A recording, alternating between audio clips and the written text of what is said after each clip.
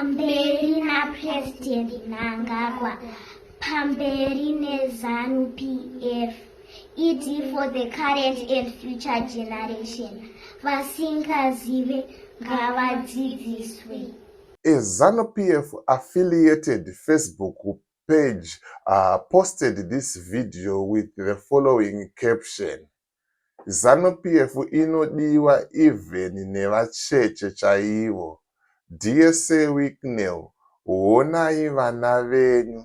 Shuviro yevana avo ndeyekuti vasvitsewo 18 years baba Mnangagwa vachitonga. Kumbira Mwari, kukumbira kwamuri, tichikumbira futi kuna Mwari kuti mukoma wangu seWicknell kunamata ndinoda, asi nedzimwe nzvimbo dzatinofamba tichinamata dzinodawo mota yakakwirira, mota iri mudenga. Ndotokumbirawo kuti mundiitirewo favor kana mundiitirewo rudo.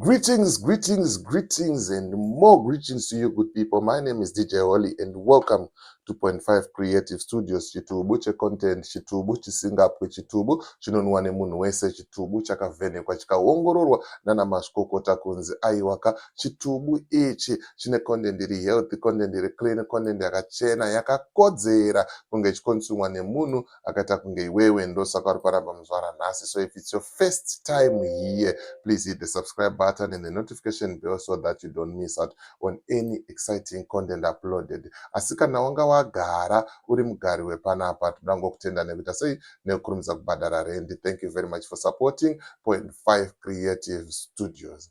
Right, panapa ndauya kuzotsura vanhu. That's number 1.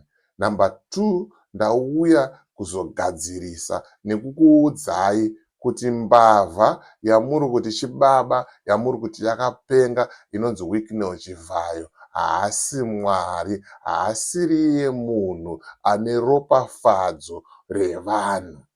Saka tumadhirama twese twamuri kuita utu varume muchiedza kuda kupemha nekukumbira kuna seWicknell, regerai vakomana. Muka makuseni, shanda, utsvage mari. Tozviziva kuti nyika yakaoma, but vanhu ngavazvishandire. And number 2, kushandisa vana vadiki kuti vapemhe kuna seWicknell, zvinhu zvakaoma, zvinhu zvinonzi kumbunyikidza kodzero dzevana. Vakomana, pane video randaona. Ndine 2 mavideos that I'm going to show you. Ndanzwa tsitsi, ndarwadziwa kuti vakomana matsvagiro acho akuitwa mari nekutsvagwa kwacho kweattention kuri kuitwa. This is wrong and this is so sad. Unopfekedza vana regalia. Regalia iyo unoziva kuti yakaombererwa, ine mweya yetsvina, ine madhimoni, mweya wehurombe yakazara patuma-t-shirt tweZANU-PF tuyatuye. Wopfekedza vana vadiki vasina chavanoziva. Zvimwe zvinhu zvakangoomawo. Tapedza kudaro, ona murume mukuru, murume akasvika, murume muhombe achikumbira motikari futi. Amen. Mazimba inini zvamanje manje ndakutadzai, but handimire kutaura, ndinoramba ndichitaura ende ndinoramba ndichitsura, ndichigadzirisa pazvinenge zvaita sei zvakanganisika. Handitika kusvikira taita sei tasvika kwatiri kufanirwa kuti tisvike, handitika kuKenani ikoko, handitika. Right, ndisandapinda munyaya yangu zvizere, ndiri kuti inini ndine mashoko andinawo ari kubva kuna Owen. Ari kutaura iye kuti company registration zvaanyore munyika yeSouth Africa. Vanobva vakuvhurira an FNB bank account. Chinongodiwa chete ipapo ipassport yako. Zvepemiti izvo aiwa kwakudhara. Saka bata Owen panhamba dziri pascreen, wotaura naye kuti wabva nekuna DJ Holly. Ari kutaura izvo kuti iwewe ndiwe munhu ane madhiri, ari kuita zvinhu zvacho kuti zviitike handitika. So I'm going to show you the first video. This is the video. Ndotuvana turipo utu. But before I show you the video, let me read for you the caption yanga iripo handitika on that video. Akomanaka zvinonzwisa tsitsi ende zvinorwadza. Zvikanzi, a ZANU-PF affiliated Facebook page posted this video with the following caption. ZANU-PF inodiwa even nevacheche chaivo. DSA Weeknell, honai vana venyu. Shuviro yevana avo ndeyekuti vasvitsewo 18 years baba Mnangagwa vachiri kutonga. Can you imagine? People are suffering and umwe munhu akutaura kuti hanzi chishuwo chevana avo ndechekuti vasvitsewo 18 years. Meaning to say kuti tiri kupopotera 2030. Umwe munhu haasi kutoiona 2030 iyoyo. He is going for 18 more years. Can you imagine? 18 more years. So, mawani aya. Zviriko here zvinhu zvakadai so. Zvinomeka sense here zvinhu zvakadai so. But ndisingatambise nguva, let me jump into the video and I'm going to show you the video. And after this video, I'm going to play you another video. Remumwe mudhara futi muhombe. Ari kutaura zvaari kutaura nenyaya yekukumbira mota. Guys, let's be serious when it comes kunyaya yeupenyu handitika. Let me jump into the video and then tione kuti how far. Pamberi na President Mnangagwa, pamberi ne ZANU-PF, it for the current and future generation. Vasingazive ngavadzidziswe. Right, mazvionera mega kuti video iri vana vari kuti chii pakaipa ma1 ndo zviripo zvamanje manje mazvionera mega. Rega tione rimwe video. Ameno kuti munoti chinazvo. Isa comment mcomment section wotaura mafungiro ako, maonero ako kuti unozviona sei. Rega tinzwe umwe mukono uchitaura kuti ndiri kukumbirawo mota. Makadi mkoma wangu sei Weeknell. Ndini mning'ina wenyu Denfai. Makadi mkoma nemhuri dziri sei. Muri kupona here nechando ichi. Kuno kuti right mkoma. Ti right.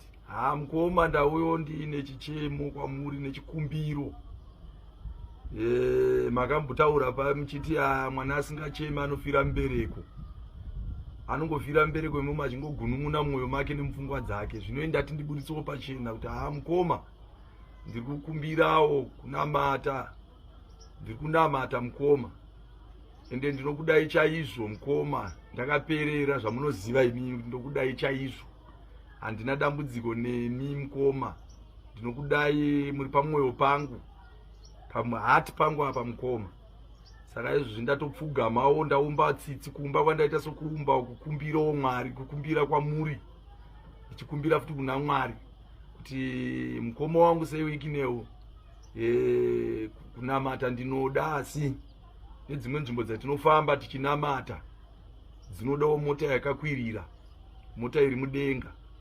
Ndotokumbirawo kuti mundiitirewo favor kana mundiitirewo rudo kuti munditengerewo mudziyo wemotokari muhombe mkoma, nokuti ndifambawo ndichikunamatirayiwo nzvimbo dzandinofamba. Nongozati ndinofamba mumakomo tichinamata munzvimbo dzimwe, nzvimbo dzacho dzine rodhi dzakaipa dzinotodawo mota inenge yakakwirira, mota hombe kuti fambe tichinamata. Ndotokumbirawo kuti video iri isvike kwamuri mkoma, murionewo, mundidairewo mkoma. Chikumbiro handisi kudhimanda, kutokumbira Mwari nemutsa waMwari. Ndichikumbira kwamuri imimi mkoma wangu. Muri mkoma wangu chaiye takabva kure mkoma. Handina dambudziko nemi. Handina dambudziko nemi mkoma. Ndo mazwa angu handati ndisvitsewo kwamuri mkoma. Ndatenda mkoma wangu. Zvakaoma. zvakaoma ladies and gentlemen, mahwani chaiwo chaiwo. Handichaziva hangu kuti nini, where are we going chaiko chaiko, where exactly are we going kana tine vanhu vane this kind of mentality vanofunga zvakadai so. At the end of the day, you see kuti vanhu they are being lazy, havachada kushanda, vakuda kungopiwa mota and zvakangooma. Amen. Handisi kuda kutuka vanhu, asi kutaura mashoko akaipa, but ndanguva panapa ndingokutsurai guys kuti let's work, ngatingoshandai. Kushanda nyange zvakaoma kudaro, ngatingozamai kuti tingokwanisa kurarama tichisvika kwatiri kufanira tisvike handiti. So ndonyanga ndichifamba nayo zvamanje manje. As for me, DJ Holly and the rest of the crew behind the scenes, it's bye for now. Ngatisangane muvideo rinotevera.